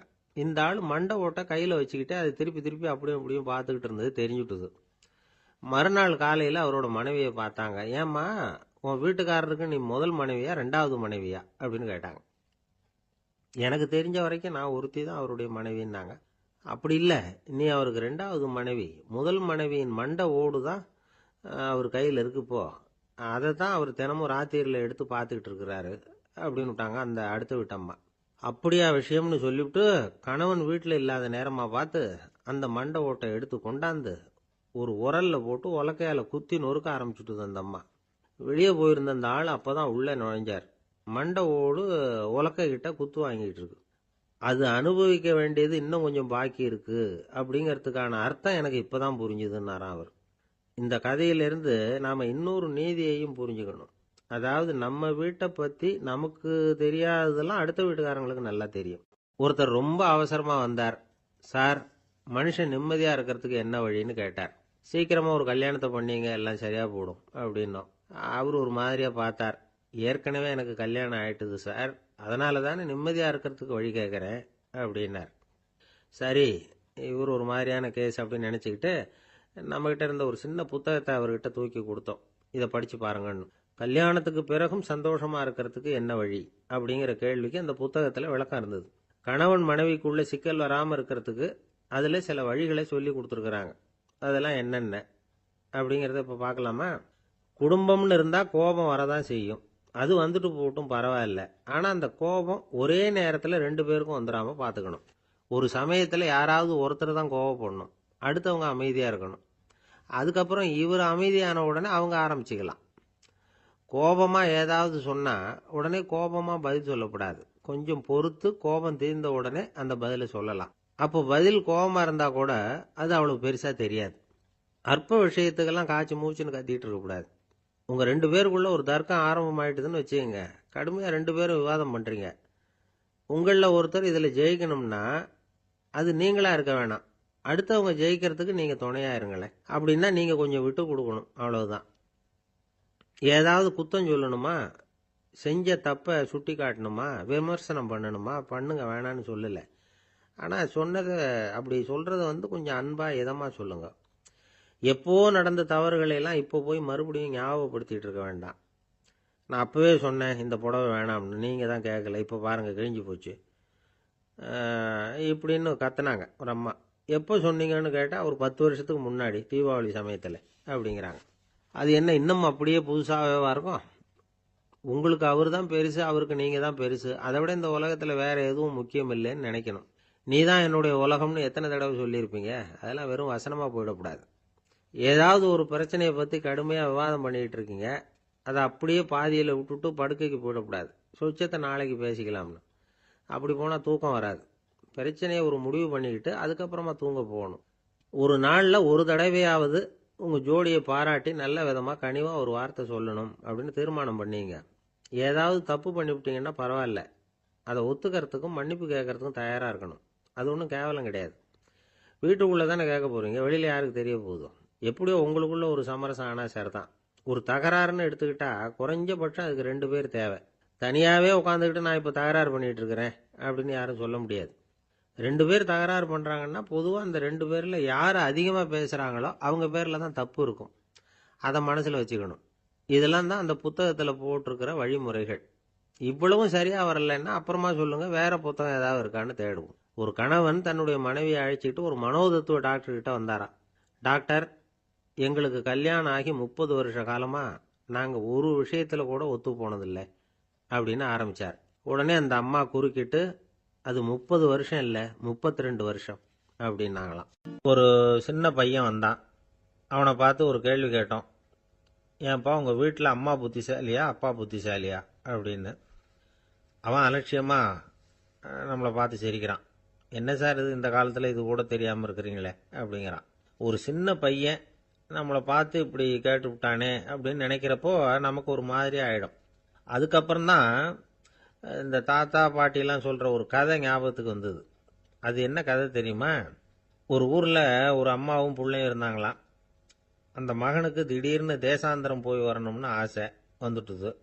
ஊராக போய் சுற்றி பார்க்கணுங்கிற ஆசை. அந்த அம்மாவுக்கு இது பிடிக்கல. மகனை பிரிஞ்சிருக்கிறதுக்கு அவங்க மனசு இடம் கொடுக்கல. வேணாப்பான்னு சொல்லி பார்த்தாங்க, அவன் கேட்கல. திடீர்னு புறப்படவும் செஞ்சுட்டான். சரி, இனிமே அவனை தடுக்க முடியாதுன்னு முடிவு பண்ணிட்டாங்க அந்த அம்மா. இருந்தாலும் புத்திசாலித்தனமாக ஒரு யோசனை பண்ணாங்க. மகனை கிட்டத்தில் கூப்பிட்டாங்க. அவங்ககிட்ட சொன்னாங்க, இதை பாருப்பா, நீ தேசாந்திரம் போகிறதுன்னு தீர்மானம் பண்ணிவிட்ட, அதை நான் தடுக்கலை, போயிட்டு வந்துடும். ஆனால் போகிறதுக்கு முன்னாடி எனக்கு ஒரு வாக்குறுதி கொடுத்துட்டு போ அப்படின்னாங்க. போகிறப்போ ராத்திரியாக இருந்தாலும் பகலாக இருந்தாலும் சரி, புளிய மரத்து நிழலில் தான் தங்கணும். திரும்பி வர்றப்போ இரவும் பகலும் நீ வேப்ப மரத்து நிழல்லே தங்கணும் அப்படின்னாங்க. சரி, அப்படியே செய்கிறேன்னு சொல்லி வாக்குறுதி கொடுத்தான் பையன். புறப்பட்டு போனான். போகிற வழியில் புளிய மரத்து நிழல்லையே தங்கினான், தூங்கினான். அப்படி போய்கிட்டே இருந்தான். 7ஆவது நாள் அவன் உடம்பு சுகம் இல்லாமல் போயிட்டுது. ரொம்பவும் பலவீனமாயிட்டான். இனிமேல் நடக்க முடியாதுங்கிற நிலைமை வந்துட்டுது. யோசிச்சு பார்த்தான். சரி, இதுக்கு மேலே போக வேண்டாம் அப்படின்னு முடிவு பண்ணிட்டு திரும்பி வர ஆரம்பிச்சிட்டான். திரும்பி வர்றப்போ வழியில் வேப்ப மரத்து நிழல்லையே தங்கி தங்கி வந்தான். நாளுக்கு நாள் உடம்பு சரியாக வந்துட்டுது. 7ஆவது நாள் வீட்டுக்கு சேர்றான். உடம்பு பழையபடியே கலகலப்பாயிட்டுது. பூர்ண சுகம். தேசாந்திரம் போன பையன் திரும்பி வந்துட்டானே அப்படின்னு அந்த அம்மா ஆச்சரியப்படலை. ஏன்னா அவங்களுக்கு தெரியும் இப்படி ஆகும்னு. பையன் சீக்கிரமாக திரும்பி வரணுங்கிறதுக்காகத்தான் அவங்க அந்த யோசனையை சொன்னாங்க. என்ன விஷயங்கிறதையும் அவங்களே சொன்னாங்க. மகனே, புளிய மரத்து நிழல் உடம்புக்கு உஷ்ணத்தை கொடுக்கும், சீக்கம் உண்டாக்கும். அதனால் நீ தொடர்ந்து புளிய மரத்து நிழலில் தங்கினாவே நோய்க்கு ஆளாயிட்ட. அதனால் பயணத்தை முடிச்சுக்கிட்டு திரும்பி வரணுங்கிற முடிவுக்கு வந்துட்ட. திரும்பி வர்றப்போ நீ தங்கினது வேப்ப மரத்து நிழல். அது உடம்புக்கு குளிர்ச்சியை தரக்கூடியது, நோயை தீர்க்கக்கூடியது. அதனால் சுகமாக வீட்டுக்கு சேர்ந்துட்ட. உன்னோட தேசாந்திர பயணத்தை தடுக்கிறதுக்காக தான் இப்படி பண்ணினேன் அப்படின்னாங்களாம் அந்த அம்மா. பார்த்தீங்களா அம்மாவோட புத்திசாலித்தனத்தை? அப்பாவாக இருந்தால் இப்படியா பண்ணுவார்? ஒரு அப்பா பையன்கிட்ட 10 ரூபா கொடுத்து, இதை எடுத்துக்கிட்டு அடுத்த ஊருக்கு போய் அங்கே இருக்கிற மாமா கிட்ட இதை கொடுத்துட்டு வாடா, வழியில் எங்கேயாவது மரத்தடியில் படுத்து தூங்கி விடாதே அப்படின்னு எச்சரிக்கை பண்ணி அனுப்புனாராம். பையனுக்கு எச்சரிக்கையாக வாழறது எப்படிங்கிறத கற்றுக் கொடுக்கறதுக்காக இப்படி பண்ணார். அவன் பணத்தை வாங்கிட்டு போனான். அப்பா சொன்னதை மறந்துட்டு ஒரு மரத்தடியில் படுத்து தூங்கிட்டான். அவனுக்கு தெரியாமல் அவன் பின்னாடியே போன அப்பா அவன் கையில் இருந்த அந்த 10 ரூபாயை நைஸாக எடுத்துகிட்டு வந்துட்டார். அவன் பையில் தானே வச்சிருந்தான், அது தெரியாமல் எடுத்துகிட்டு வந்துட்டார். அவன் தூங்கிக்கிட்டு இருக்கான். எடுத்துகிட்டு ஒரு மறுபடியும் வீட்டுக்கு வந்துட்டார். பையன் முழிச்சுக்கிட்டு பையை தடவி பார்க்குறான், பணத்தை காணும். அழுதுகிட்டே திரும்பி வந்தான். அப்பா கிட்ட விஷயத்த சொன்னான். அப்பா சிரிச்சுக்கிட்டே சொன்னார், அதுக்கு தான்ப்பா ஆரம்பத்திலேயே எச்சரிக்கை பண்ணினேன், இனிமேலாவது நீ ஜாக்கிரதையாக இருக்கணும் அப்படிங்கிறதுக்காக தான் இப்படி பண்ணினேன். அந்த பணம் எங்கேயும் போயிடலை, நான் தான் அதை உனக்கு தெரியாமல் எடுத்து வச்சிருக்கிறேன். இதோ பாரு அப்படின்னு சொல்லிட்டு சைடு பாக்கெட்டில் கையை விட்டா அது ஓட்டையாக இருக்குது. அதை எவனோ ஏற்கனவே கத்திரிச்சு எடுத்துகிட்டு போயிட்டான். இப்போ அப்பா முகத்தில் அசடு வழிஞ்சுதான். ஒரு ஊரில் ஒரு ஆள் இருந்தான். அவனுக்கு ஒரே ஒரு மகள். அவளை நல்ல இடத்துல கட்டி கொடுக்கணும்னு ஆசைப்பட்டான். அதுக்காக மாப்பிள்ளை தேடிட்டு இருந்தான். அவன் கொஞ்சம் வசதியான ஆள். அதனால் நிறைய பேர் வந்தாங்க. இருந்தாலும் ஒரு நல்ல குணமுள்ள மாப்பிள்ளையாக இருக்கணும் அவன் எதிர்பார்த்தான். அப்படி இருக்கணும்னு தொடர்ந்து முயற்சி பண்ணான். கடைசியாக ஒரு 3 பேர் கிடைச்சாங்க. அந்த 3 பேரில் யாரை தேர்ந்தெடுக்கிறது, இதுதான் அவனுக்கு வந்த குழப்பம். இந்த நிலைமையில ஒரு பெரியவரை தேடி போனான். அவர்கிட்ட தன்னுடைய பிரச்சனையை சொன்னான். அவர் கொஞ்சம் யோசனை பண்ணார். அதுக்கப்புறம் 3 பேரையும் கூப்பிட்டார். இதோ பாருங்கப்பா, உங்க 3 பேருக்கும் 3 மாச கால அவகாசம் தர்றேன். நீங்க இப்ப போகலாம். 3 மாசம் கழிச்சு திரும்பி வரலாம். அப்படி வரும்பொழுது இந்த 3 மாச காலத்துல நீங்க செஞ்ச நல்ல காரியம் ஏதாவது ஒன்று சொல்லணும். அதை வச்சு உங்களில் ஒருத்தரை நாங்கள் தேர்ந்தெடுத்துக்கிறோம் அப்படின்னு சொன்னாராம். 3 பேரும் சரின்னு சொல்லிவிட்டு திரும்பி போயிட்டாங்க. 3 மாதம் ஆச்சு. அதுக்கப்புறம் ஒரு நாள் திரும்பி வந்தாங்க. அவர் அவங்கள கூப்பிட்டு உட்கார வச்சார். அப்புறம் கேட்டார், இப்போ சொல்லுங்க, இந்த 3 மாச காலத்தில் நீங்கள் செஞ்சிருக்கிற ஏதாவது ஒரு நல்ல காரியத்தை சொல்லுங்க அப்படின்னார். முதல்ல ஒருத்தன் எழுந்திருச்சு நின்னான். ஐயா, எங்கள் அப்பா இறந்த பிறகு அவரோட கணக்கு வழக்குகளை எடுத்து பார்த்துக்கிட்டு இருந்தேன். அவர் ஒரு வியாபாரிகிட்ட 10,000 ரூபா கடன் வாங்கியிருக்கிறதாக எழுதியிருந்தார். அந்த வியாபாரியும் இப்போ உயிரோடு இல்லை. இருந்தாலும் அந்த வியாபாரியோட மகனை தேடி கண்டுபிடிச்சேன். கணக்கு புத்தகத்தை காட்டினேன். எங்கள் அப்பா உங்கள் அப்பா கிட்ட 10,000 ரூபா கடன் வாங்கியிருக்கிறதாக இதை எழுதியிருக்கிறார். அதனால் அதை திருப்பி கொடுக்கறதுக்காக வந்திருக்கிறேன். இந்தாங்க அந்த பணம் அப்படின்னு சொல்லி கொடுத்துட்டு வந்துட்டேன் அப்படின்னு நானும். இதை பெரியவர் கவனமாக கேட்டுக்கிட்டார். அதுக்கப்புறம் 2வது இளைஞன் எழுந்திருச்சான். ஐயா, நான் போன மாதம் ஒரு நாள் ராத்திரி வேளையில் ஒரு காட்டுப்பாதை வழியாக எங்கள் ஊருக்கு போய்கிட்டு இருந்தேன். அந்த சமயத்தில் அந்த வழியாக வந்துக்கிட்டு இருந்த ஒரு வழிப்போக்கர்கிட்ட 4-5 திருடர்கள் வம்பு வளர்த்து அவர்கிட்ட இருந்த பொருளை எல்லாம் கொள்ளையடிச்சிக்கிட்டு இருந்தாங்க. நான் உடனே ஒரு குச்சியை எடுத்துகிட்டு ஓடினேன். அந்த திருடர்களை அடித்து விரட்டினேன்.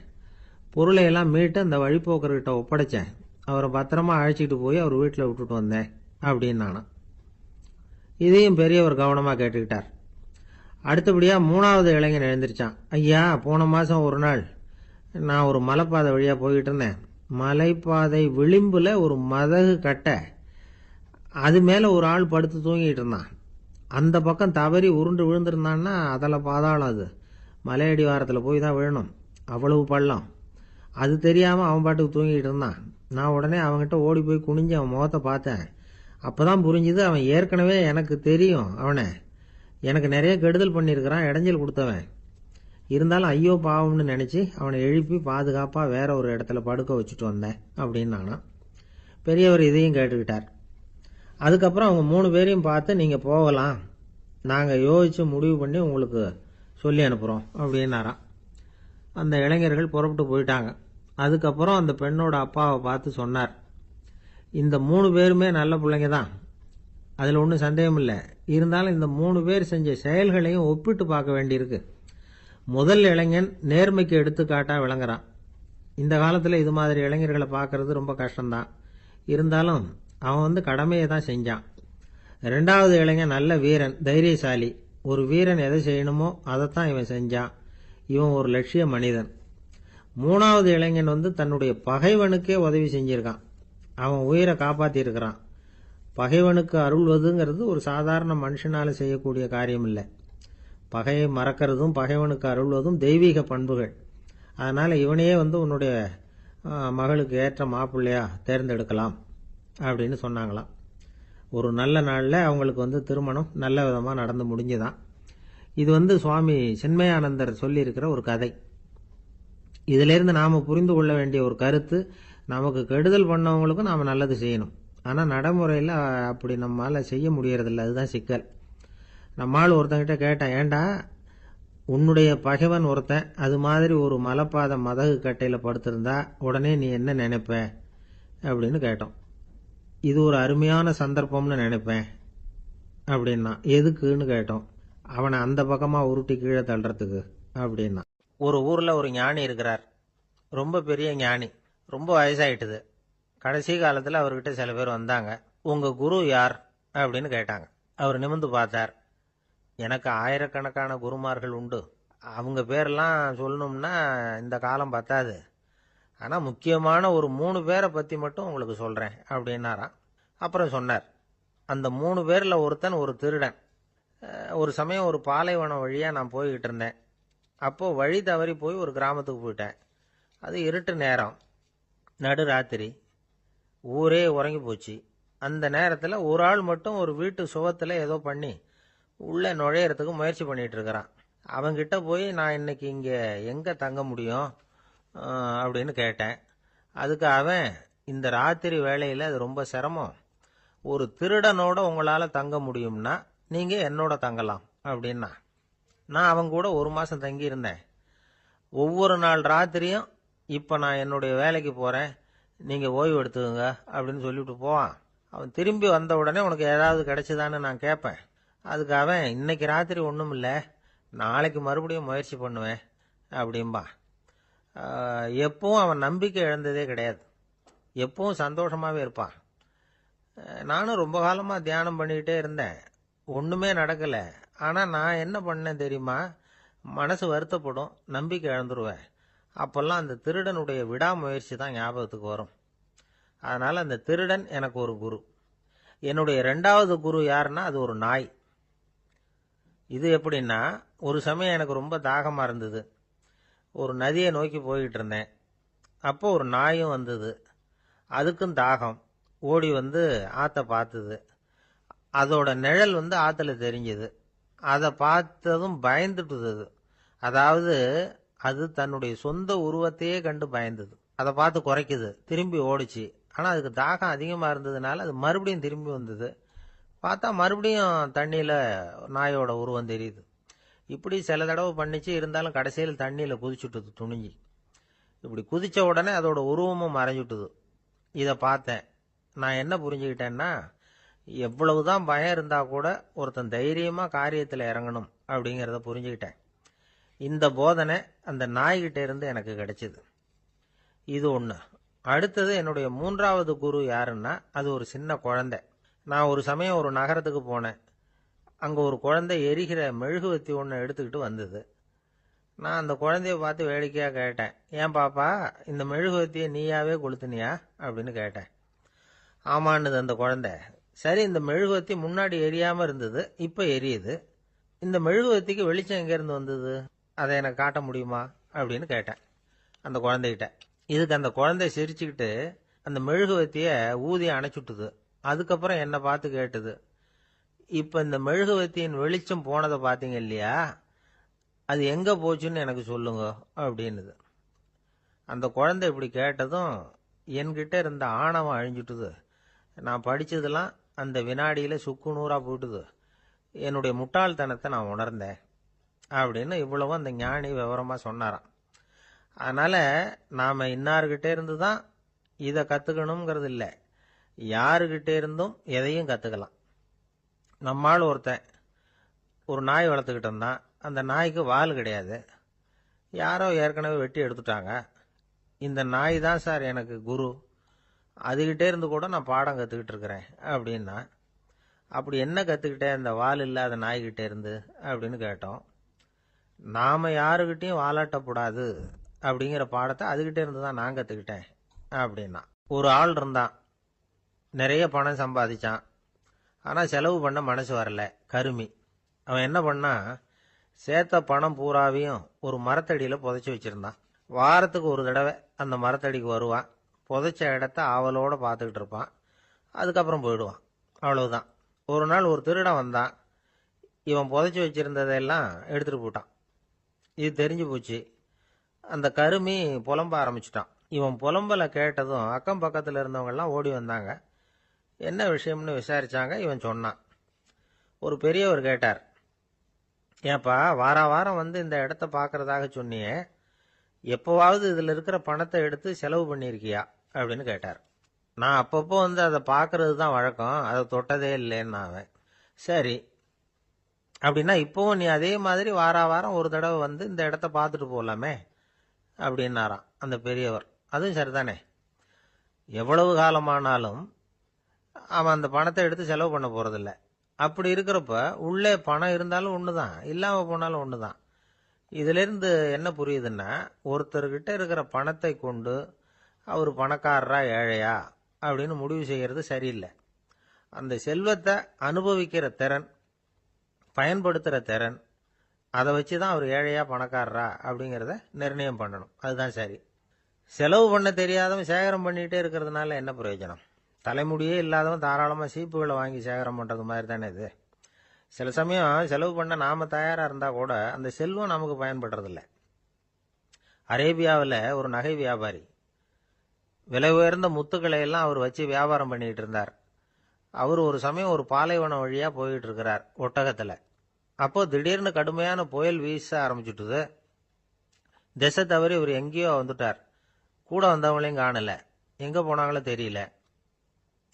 இவர் ரொம்ப பயந்து போய் அங்கேயும் எங்கேயுமா அலைஞ்சு திரியிறார். வழியே தெரியல. பசி கடுமையாயிட்டுது. ஒட்டகத்து முதுகுல ஒரு மூட்டை இருந்தது. அதை பிரிச்சு பார்த்தார். உள்ள ஏதாவது இருக்கான்னு தேடி பார்க்கறார். அது வரைக்கும் கண்ணில் தட்டுப்படாத அபூர்வமான ஒரு பை கண்ணில் பட்டுது. ஆஹா, அதில் ஏதாவது சாப்பிட்றதுக்கு இருக்கும் அப்படின்னு நினச்சி ஆவலாக அதை பிரித்து பார்க்குறார். அந்த பையில் விலை உயர்ந்த முத்துக்கள் நிறைய இருந்துதான். அப்போ தான் அவர் நினைச்சாராம், விலை உயர்ந்த முத்துக்கள் கூட சாப்பிட்றதுக்கு உணவாக முடியாது அப்படிங்கிறத புரிஞ்சுக்கிட்டாராம். எந்த நேரத்தில் எது நமக்கு தேவையோ அது நமக்கு தாராளமாக கிடைக்கணும்.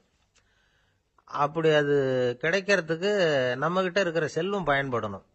அது நமக்கும் பயன்படலாம், நம்ம மூலமாக அடுத்தவங்களுக்கும் பயன்படலாம். அதுதான் செல்வத்தின் பயன். ஒரு மரத்தடியில் ஒருத்தன் உட்காந்து அழுதுகிட்டு இருந்தான். அந்த பக்கமாக வந்த இன்னொருத்தன் ஏப்பா அழுதுகிட்டு இருக்கிறேன்னு கேட்டான். இந்த இடத்துல தான் பூமிக்கு அடியில் பணம் இருக்குது, புதைச்ச இடம் தெரியல, அதான் அழறேன் அப்படின்னா. நல்லா ஞாபகப்படுத்தி பாரு, எந்த இடத்துல புதைச்ச அப்படின்னு கேட்டான் இவன். அது எப்படி எனக்கு தெரியும், புதைச்சி வச்சிருக்கிறவன் நான் இல்லையே, எங்க எதிர்த்த வீட்டுக்காரன் அப்படின்னானா இவன். ஊருக்கு வெளியில அமைதியான ஒரு இடம், அங்க ஒரு ஆசிரமம், அங்க ஒரு சாமியார். அவர் தினமும் நல்ல போதனைகள்லாம் செய்வார். பல பேர் போய் அங்கேயே சில நாள் தங்கி இருந்து அவர் சொல்ற அறிவுரைகளை எல்லாம் கேட்டுக்கிட்டு வர்றது வழக்கம். ஒரு தடவை அவரை பார்த்துட்டு போறதுக்காக 3 வெளியூர் தம்பதிகள் வந்தாங்களாம். அந்த மடத்திலேயே சாப்பிட்டுக்கிட்டு தங்கி இருந்து அவங்களுடைய போதனைகளை கேட்டுக்கிட்டு போகணுங்கிறது அவங்க நோக்கம். காலையில் குளிச்சுட்டு பூஜையில் உட்காந்தார் அந்த சுவாமி. இவங்களும் குளிச்சுட்டு அந்த பூஜையை பார்க்கறதுக்காக அவர் முன்னாடி வந்து உட்காந்தாங்க. பூஜை ஆரம்பமாச்சு. சம்பிரதாயப்படி அது ரொம்ப நேரம் நடந்துக்கிட்டே இருக்குது. இவங்களுக்கு நல்ல பசி இருந்தாலும் இந்த நேரத்தில் அதை எப்படி வெளியில் காட்டிக்கிறது? பேசாமல் இருந்தாங்க. அந்த சுவாமி பூஜையை முடித்தார். அதுக்கப்புறம் பேச ஆரம்பித்தார். பேச்சு அருமையாக தான் இருந்தது, அமிர்தமாக தான் இருந்தது. இருந்தாலும் இவங்களுக்கு இருக்கிற வயிற்று பசி அது சரியாக கவனிக்க விடலை. அந்த சுவாமியே இதை கவனிச்சதா தெரியல. இவங்களுக்கு மனசுக்குள்ள ஒரு எண்ணம், உள்ள சாப்பாடு தயாராகிட்டு இருக்கும் போல இருக்கு, இந்த பேச்சு முடிஞ்சது நம்மளை உள்ளே அழைச்சிட்டு போய் சாப்பாடு போடுவாங்கன்னு நினைக்கிறோம் அப்படின்னு இவங்களாம் நினச்சிக்கிட்டாங்க. ஆனால் சுவாமி இதை பற்றி எதுவுமே பேசலை, கண்டுக்கலை. ஒரு அம்மாவால் அதுக்கு மேலே சும்மா இருக்க முடியுமா? முடியல. சாப்பாட்டை கவனிக்கலாமா அப்படின்னு சொல்லி மெதுவாக ஆரம்பித்தாங்க. ஓ கவனிக்கலாமே அப்படின்னு உள்ளே அழைச்சிட்டு போனார் சுவாமி. இவங்க ரொம்ப அவசரமாக எழுந்திருச்சு உள்ளே ஓடினாங்க. அங்கே ஒரு மேஜை மேலே ஒரு கிண்ணம் மூடி இருந்தது. ஓ இதுதான் சாப்பாட்டு மேஜை போல இருக்கு, இங்கே சாப்பாடு வந்துடும் அப்படின்னு நினச்சாங்க. உடனே போய் சுற்றி உட்காந்துக்கிட்டாங்க. சுவாமி அந்த கிண்ணத்தை எடுத்து அந்த அம்மா கிட்ட கொடுத்தார். அவங்க அதை வாங்கி மூடியை திறந்து பார்க்குறாங்க. உள்ளே ஒரு சாவி இருக்குது. ஓ சரிதான், இது சமையலறை சாவி போல இருக்கு, அங்கே போய் அதை திறந்து சாப்பாட்டை நாமே எடுத்துக்கிட்டு வந்து இங்கே வச்சுக்கிட்டு சாப்பிடணும் போல இருக்கு அப்படின்னு நினச்சாங்க. சாவி இருக்கு இல்லையா, வாங்க பூட்டு நிறையா காட்டுறேன் அப்படின்னு சுவாமி அவங்கள அழைச்சிட்டு போனார், காட்டினார். இவங்க அந்த அறையை ரொம்ப ஆவலோடு திறந்தாங்க. உள்ளே பார்த்தா அங்கே அரிசி, பருப்பு, விதவிதமான காய்கறி எல்லாம் இருக்குது. சமையலுக்கு வேண்டிய மிளகாய், எண்ணெய், பால், தயிர், நெய் இப்படி எல்லாமே இருக்குது. அடுப்பு, விறகு, நெருப்பு போட்டி அது கூட அங்கே இருக்குது. சாப்பாடு தயாராக இருக்கும்னு நினச்சிக்கிட்டு போனால் இப்படி இருக்குதே அப்படின்னு சொல்லி அதை பார்த்ததும் ரொம்ப சோர்ந்து போட்டாங்க அவங்க. சுவாமி என்ன இது சாப்பாடு இல்லையா அப்படின்னாங்க. அதுதான் சாப்பாட்டுக்கு வேண்டிய எல்லாம் இங்கே இருக்குதே, அடுப்பு மூட்டி நீங்கள் தான் அவங்கவுங்க ருசிக்கு தகுந்த மாதிரி சமைச்சிக்கணும். இந்த சன்னியாசிக்கு எப்படி சமைக்க தெரியும் அப்படின்னு கேட்டார் சுவாமி. சாப்பாடு தயாராக இருக்கும்னு நாங்கள் எதிர்பார்த்தோம் அப்படின்னாங்க. நீங்கள் இப்படி சொல்லுவீங்கன்னு நானும் எதிர்பார்த்தேன். இது வரைக்கும் நான் எவ்வளவோ தத்துவம்லாம் எடுத்து சொன்னேன். எல்லாத்தையும் விட இதுதான் அனுபவபூர்வமான தத்துவம். ஆண்டவன் நமக்கு நல்ல மனசை கொடுத்துருக்கிறான், நல்ல வாய்ப்புகளையும் தந்திருக்கிறான், அதையெல்லாம் பயன்படுத்திக்கக்கூடிய மூளையையும் சிந்தனையையும் கொடுத்துருக்குறான். அதனால் அடுப்பை தான் நீங்கள் மூட்டணும், அடுப்பை நீங்கள் தான் மூட்டணும், உங்களுக்கு உகந்ததை நீங்கள் தான் சமைச்சு ருசித்து அனுபவிக்கணும். ஆண்டவனே அதை செஞ்சுக்கிட்டு இருக்க மாட்டான் அப்படின்னாராம் அந்த சுவாமி. நம்முடைய வாழ்க்கையில் பல நல்ல பலன்களை பெறறதுக்கு நாம் தான் முயற்சி பண்ணணும். அதுக்குரிய சூழ்நிலையை தான் ஆண்டவன் கொடுப்பானே தவிர அதை விளக்கறதுக்காக தான் அந்த சுவாமி அப்படி செஞ்சு காட்டியிருக்கிறார். இது ஒரு பெரியவர் இப்படி ஒரு விளக்கம் கொடுத்தார். அதுக்கப்புறம் அந்த 3 தம்பதிகளும் தெளிவடைஞ்சுட்டாங்களாம். நாம் தெளிவடைகிறது எப்போங்கிறது தான் தெரியல அப்படின்னு பல பேர் இதை கேட்டுட்டு சொல்லிட்டு இருக்கிறாங்க. இந்த கதையை நம்முடைய நண்பர் ஒருத்தர்கிட்ட சொன்னேன். அந்த நண்பர் ரொம்ப சந்தோஷப்பட்டார். நீங்கள் சொல்கிறது கரெக்டு சார், ஆனால் நான் அதை விட ஒரு படி மேலே சார். எனக்கெல்லாம் அரிசி பருப்பு இருக்கிற ரூம் எதுன்னு கையை காட்டிட்டா போதும். உடனே கிண்ணத்துலேருந்து சாவியை எடுத்து கொடுக்கணுங்கிற அவசியம்லாம் இல்லை எனக்கு. அப்புறம் எப்படி ரூமை திறந்துருவீங்க அப்படின்னு கேட்டேன். பூட்டை உடைச்சி திறந்துருவேன், அதுதான் எனக்கு பழக்கம் அப்படிங்கிறார். ஒரு பெரிய அரசன் இந்த உலகம் பூராவையும் ஆண்டுகிட்டு இருந்தான். ரொம்ப காலம் அப்படி அரசாட்சி பண்ணிக்கிட்டு இருந்தான். திடீர்னு அவனுக்கும் சில எதிரிகள் முளைச்சாங்க. அவங்க எல்லாம் ஒண்ணு சேர்ந்து இவனை தோற்கடிச்சுட்டாங்க. தோத்து போனதும் இவனுக்கு பயம் வந்துட்டுது, எங்க எதிரிகள் நம்ம கொன்னுடுவாங்களோ அப்படின்னு. வெளியில வந்தா தனக்கு ஆபத்துன்னு பயந்துகிட்டு யாருக்கும் தெரியாம ஒரு குகைக்குள்ள போய் பதுங்கி கிடக்குறான். நிலைமைய பாருங்க. முதல் நாள் அரண்மனையில அதிகாரம் பண்ணிக்கிட்டு இருந்தவன் மறுநாள் குகையில பயந்து போய் பதுங்கி கிடக்குறான். ராத்திரி நேரம் வந்தது, பசி வயத்தை கிள்ளுது, பிச்சை எடுத்து சாப்பிட வேண்டிய நிலைமை. பிச்சை எடுக்கிறதுக்கு பாத்திரம் வேணுமே, என்ன பண்றது அப்படின்னு அங்கேயும் இங்கேயும் பாக்குறான். ஒரு மூலையில யாரோ விட்டுட்டு போன ஒரு ஓடு கிடக்குது. அதை எடுத்துக்கிட்டு புறப்பட்டான். இருட்டுல வழி புரியல. ஏதோ ஒரு யூகத்துல காலை மெதுவா எடுத்து வச்சு நடந்து போயிட்டு இருக்கிறான். வழியில ஒரு கருப்பு நாய் படுத்து கிடந்தது. இருட்டுல அவன் இது கண்ணுக்கு சரியா தெரியல, அவனுக்கு தவறி போய் காலை வச்சுட்டான். அது மேல நாய் சும்மா இருக்குமா, அவள்னு விழுந்து கடிச்சு விட்டுது. காலை பாக்குறான், காலத்தையும் நினைச்சு பாக்குறான். அரண்மனையில வீரக்கழல் அணிந்த காலை உடைய மன்னா அப்படின்னு புகழ்வாங்களே புலவர்கள்லாம். ஆனா அது இன்னைக்கு நாய் கடிச்ச காலம் ஆயிட்டுதே அப்படின்னு நினைக்கிறான். அது மட்டும் இல்ல, முன்னாடி எல்லாம் பொற்கிண்ணங்கள்ல தான் அவன் சாப்பிடுவான். ஆனா இப்போ உடைஞ்சு போன ஓட்டு, அது ஓட்டை கையில வச்சுக்கிட்டு நிக்கிறான். அதுல ஏதாவது யாராவது சாப்பாடு போடுவாங்களான்னு. முன்னாடி எல்லாம் நிறைய பேர் அரண்மனைக்கு வருவாங்க. அரசருக்கு காணிக்கைன்னு சொல்லி இவன் காலடியில கொண்டாந்து கொட்டுவாங்க. அப்போலாம் இவன் அந்த ஜனங்களுடைய முகத்தை திரும்பி கூட பாக்குறது இல்ல, ரொம்ப கர்வமா உட்காந்துருப்பான். அதே ஆளு இன்னைக்கு எல்லார் கண்ணிலையும் படுறது மாதிரி பிச்சை எடுத்துக்கிட்டு இருக்கிறான். அப்போலாம் காணிக்கைகளை தன்னுடைய கையால வாங்குறது தனக்கு கௌரவ குறைச்சல்னு நினைச்சு தன்னுடைய வேலைக்காரங்களை விட்டுதான் அதை வாங்க சொல்லுவான். இப்ப பாத்தீங்கன்னா அவனே தன் கையாலேயே பிச்சை வாங்குறான். நினைச்சு பாருங்க, அந்த மனுஷன் முத நாள் அரசன், மறுநாள் பிச்சைக்காரன். எவ்வளவு வித்தியாசம். செல்வம் தான் இப்படி ஒரு வித்தியாசம் ஏற்படுறதுக்கு காரணம். அப்படிப்பட்ட செல்வம் வாழ்க்கையை நடத்துறதுக்கு நமக்கு தேவைதான். ஆனா அதையே நாம அடைய வேண்டிய பயனா நினைக்கிறோம் பாருங்க, அதுதான் வேடிக்கை. இத நம்மாழ்வார் அழகா ஒரு பாசுரத்துல சொல்றார். ஒரு நாயகமாய் ஓட உலகுடன் ஆண்டவர், கருணாய் கவர்ந்த காலர், சிதைகிய பானையர், பெருநாடு காண இம்மையிலே பிச்சைதாம் கொள்வர், திருநாரணன் தாழ் காலம் பெற சிந்தித்து உய்மினோ அப்படிங்கிறார் நம்மாழ்வார். ஒரு பெரிய பணக்காரர் ஒரு துறவிகிட்ட போய், சாமி என்கிட்ட நிறைய பணம் இருக்கு, இருந்தாலும் நிம்மதி இல்ல, என்னால நிம்மதியா இருக்க முடியல, என்ன காரணம்னு கேட்டாராம். உடனே அந்த துறவி இதுக்கு நேரடியா பதில் சொல்லாம பக்கத்துல நின்றுகிட்டு இருந்த ஒரு குழந்தைய கூப்பிட்டார். அது ஓடியாந்தது. ஒரு ஆப்பிள் பழத்தை எடுத்து அது கையில கொடுத்தார். அதை வாங்கிக்கிட்டு குழந்தை சிரிச்சுது. இன்னொரு பழத்தை எடுத்து கொடுத்தார். அதை இன்னொரு கையில வாங்கிட்டு சிரிச்சுது. மூணாவது ஆப்பிள் எடுத்து கொடுத்தார். 2 பழத்தையும் நெஞ்சில் அணைச்சிக்கிட்டு 3வது பழத்தையும் வாங்கறதுக்கு முயற்சி பண்ணிச்சு. ஆனா அது உடனே நழுவி கீழே விழுந்து உருண்டு ஓடிச்சு. ஏற்கனவே இருந்ததும் விழுந்துட்டுது. இப்ப அந்த குழந்தை அழ ஆரம்பிச்சுட்டுது. இப்ப அந்த துறவி பணக்காரர்கிட்ட சொன்னாராம், குழந்தைய கவனிச்சியா, 2 ஆப்பிள் போதும்னு அது நினைச்சிருந்தா இப்போ அது அழ வேண்டிய அவசியம் வந்திருக்குமா அப்படின்னாராம். எதுவுமே அளவுக்கு மிஞ்சினா துன்பம் தான். இந்த காலத்துல இதெல்லாம் யாரு காதுல வாங்குறாங்க? ஒருத்தனை நல்ல வழிக்கு கொண்டு வரணும்னு நினைச்சு அவனை கூப்பிட்டு உட்கார வச்சு இந்த கதையை சொல்லிட்டு இருந்தாங்க. சொல்லிவிட்டு அந்த குழந்தை செஞ்சது தப்பு தானே அப்படின்னு கேட்டிருக்கிறாங்க. ஆமா, தப்புதான், நானா இருந்தா அப்படி செஞ்சிருக்க மாட்டேன் நானா. இவன் 2 பழமே போதும்னு சொல்லிருப்பியா அப்படின்னு கேட்டிருக்காங்க.